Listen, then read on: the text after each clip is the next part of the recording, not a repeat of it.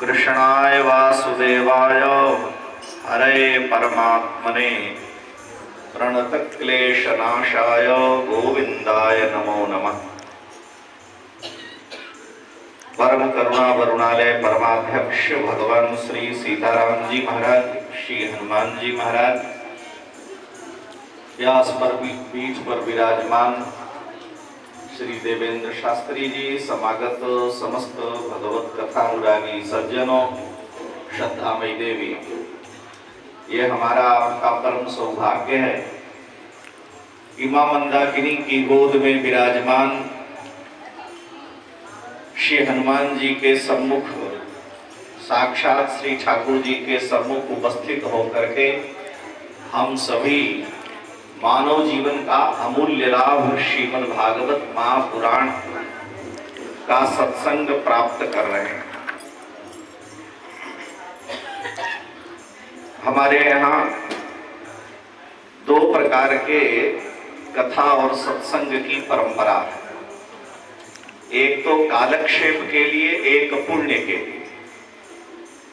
तो पुण्य के लिए जो कथा होती है उसमें वक्ता प्रामाणिक होना चाहिए, और जो कालक्षेप के लिए कथा है उसमें केवल समय व्यतीत करने के लिए, कि हमारा समय भगवत चर्चा में बीते, व्यर्थ में न जाए।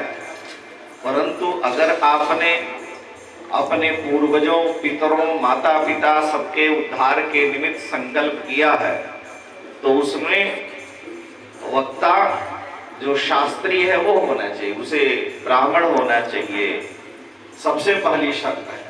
और वैराग्यवान हो, शास्त्र के प्रति उसकी श्रद्धा हो, उसे बोध हो, भगवत शरणागत हो, परंपरागत हो, ऐसा वक्ता होना चाहिए। तो उसके मुखारविंद से जो कथा श्रवण की जाती है उससे पुण्य लाभ होता है, और जो प्रवचन सत्संग आदि होते हैं वो कालक्षेप के लिए होते हैं। इसलिए ये सौभाग्य की बात है कि देवेंद्र शास्त्री जी परंपरागत श्रीमद् भागवत, श्रीमद् रामचरितमानस के प्रवक्ता हैं, और उनके मुखारविंद से आप लोग श्रीमद् भागवत महापुराण की कथा सुन रहे हैं। यह मुक्ति की कथा है, ये अमर कथा है। भगवान कृष्ण बड़े विलक्षण महापुरुष हैं। श्री कृष्ण ने जो अद्भुत कार्य किया, अपने गुरु के मरे हुए पुत्र को यमराज के यहां से लौटा करके ला करके दे दिया, लेकिन अपनी सगी बहन के पुत्र अभिमन्यु को जीवित नहीं किया। विचित्र बात है। भगवान कृष्ण ने अपनी सगी बहन सगी बहन सुभद्रा के पुत्र अभिमन्यु को जीवित नहीं किया, जो युद्ध भूमि में मारे गए, जबकि वहां भगवान थे, भले ही वो सामने नहीं थे। और उन्हीं अभिमन्यु के पुत्र श्री परीक्षित जी हैं, परीक्षित जी का मंगल करने के लिए आ गए। श्री सुखदेव जी महाराज साक्षात भगवान कृष्ण के ही स्वरूप हैं, ऐसा स्कंद पुराण में वर्णन है। इसलिए राजा परीक्षित की अकाल मृत्यु हो, सर्प के काटने से अगर इनकी मृत्यु हुई तो इनकी गति नहीं होगी, इनको निश्चित ही अधम योनि में जाना पड़ेगा। किसी जीव जंतु के काटने से अगर मृत्यु होती है, अगर नदी में डूबने से, आग में जलने से, पंखा में फंस करके लटक कर मरने से अगर व्यक्ति अपना शरीर त्याग करता है मर करके, तो उसकी गति नहीं होती। आप विधि करते रहिए, लेकिन उसको असुर योनि में, पिशाच योनि में निश्चित ही जाना पड़ता है, क्योंकि उसने भगवान की कृपा का दुरुपयोग किया।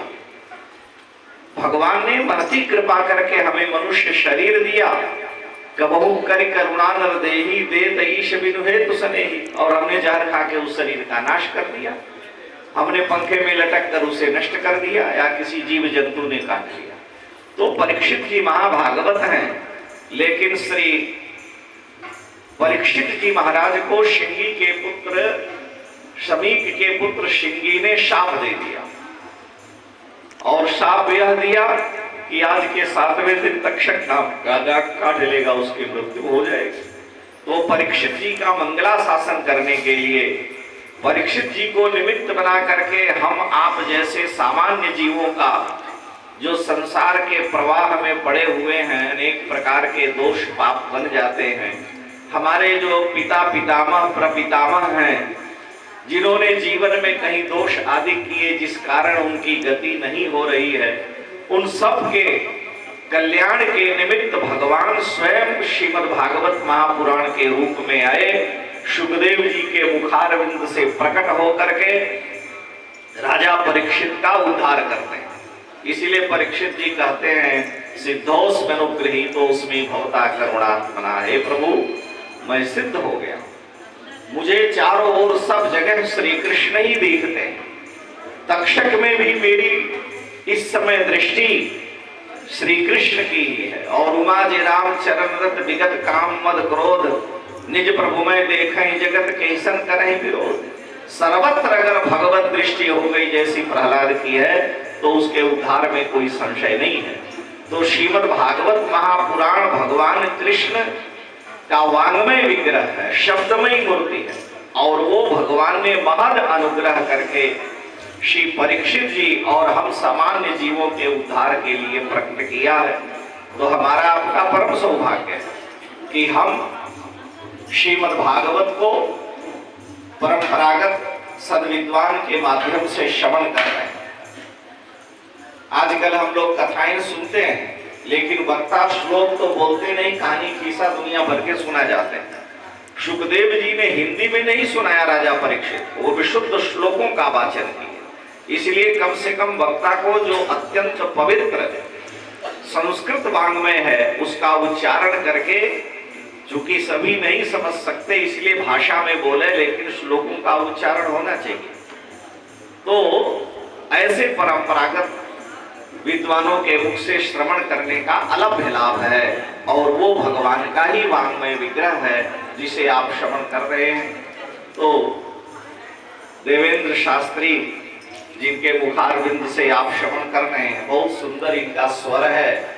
अयोध्या में भी मैं कहता था तुम बहुत अच्छा गाते हो और तुम्हारी वाणी बड़ी अच्छी है, और श्लोकों का उच्चारण सुन करके मन में बड़ी प्रसन्नता है कि हम लोग तो बेसुरा हैं, न गाने आता है न कुछ बोलने आता, लेकिन स्वर से शब्दों का उच्चारण हो।